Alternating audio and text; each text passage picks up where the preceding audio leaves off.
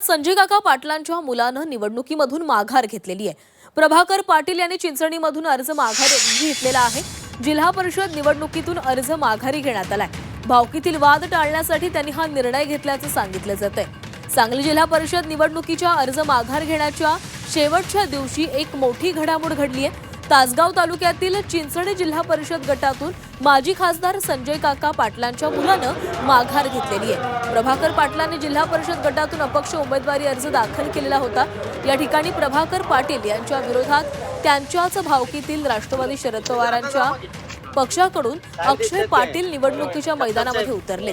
त्यामुळे निवडणुकीच्या निमित्तानं भावकीमध्ये वाद निर्माण होऊ नये यासाठी अर्ज माघारी घेतल्याचं प्रभाकर पाटलांनी स्पष्ट केलं।